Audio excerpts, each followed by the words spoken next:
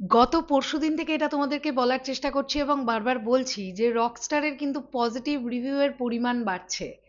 মানে যারা রকস্টার দেখতে ঢুকছে তারা ম্যাক্সিমাম পিপল বেরিয়ে বলছেন রকস্টার ভালো হয়েছে, রকস্টার ভালো হয়েছে। তার মানে প্রথম দিক থেকে ইন্টেনশনালি ব্যাড রিভিউ বা মিক্স রিভিউগুলো আমাদের চোখের সামনে ইচ্ছে করে সার্কুলেট করানো হচ্ছিল, এটা তো এখন প্রমাণিত। তাহলে এই যে মানুষগুলো যারা ভালো বলছে তারা কি সিনেমা বোঝে না? আমার এই প্রশ্নটা তাদের কাছে রাখলাম যারা বলছে রকস্টার নাকি ভালো হয়নি।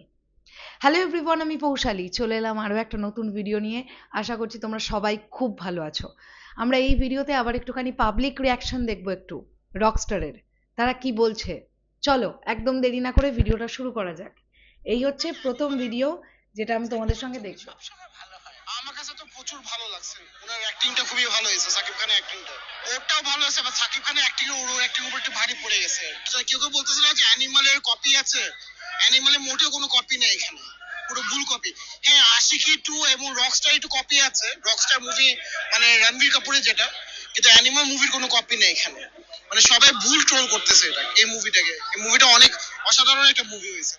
আমি ওনার দেখার সবচেয়ে ভালো মুভি লাগছে দরদ, আর তারপর হচ্ছে এটা রকস্টার। গানগুলো সত্যি খুব অসাধারণ ছিল। হ্যাঁ, ওরে আমার মনে হয় ভাল লাগবে, বাট যদি গ্ল্যামারাস কোনো হচ্ছে ক্যারেক্টারে থাকে তাহলে মনে হয় অনেক সুন্দর লাগবে। তানজিন জামান মিথিলা, হ্যাঁ, ওই যে মিস ইউনিভার্স মেবি হয়েছিল, হ্যাঁ, ওনাকে ভালো লাগছে অনেক। তো যদি কোনো গ্ল্যামারাস কোনো ছবিতে মানে থাকে না যে নায়িকার হতেছে অনেক রিচ থাকে, ওই টাইপের। মিথিলা কিন্তু ভূয়সী প্রশংসা পাচ্ছেন অডিয়েন্সের কাছ থেকে, এটা খুব পজিটিভ একটা দিক। এক্সিলেন্ট, খুব ভালো লাগছে। শাকিব খানের অভিনয় অনেক ভালো লাগছে। মিথিলার ক্যারেক্টার তো খুবই কম ছিল, বাট শাকিবের অভিনয় খুব ভালো লাগছে, ওর গেটআপ খুব ভালো লাগছে। না, ভালো করছে, নতুন হিসেবে ভালো। সাকিবের ছবি সবসময় ভালো হয়, আমার কাছে তো প্রচুর ভালো লাগছে। ওনার অ্যাক্টিংটা খুবই ভালো হয়েছে, সাকিব খানের। তো এইটা একটা পাবলিক রিয়াকশন ভিডিও আমরা দেখলাম। এরপরে দুজন মেয়ে তারা কি বলছে দেখো, জাস্ট এগুলো আমাদের দেখতে হবে।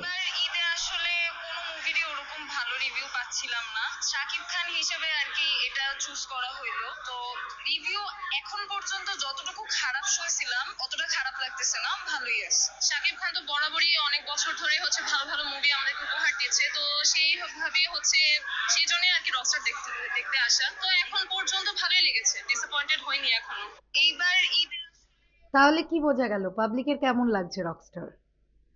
প্রথম থেকে যেভাবে মিথ্যেভাবে নিউজগুলোকে সার্কুলেট করা হচ্ছিল, তাহলে তো সেটা ইন্টেনশনালি, এবার তো বোঝাই যাচ্ছে, তাই না?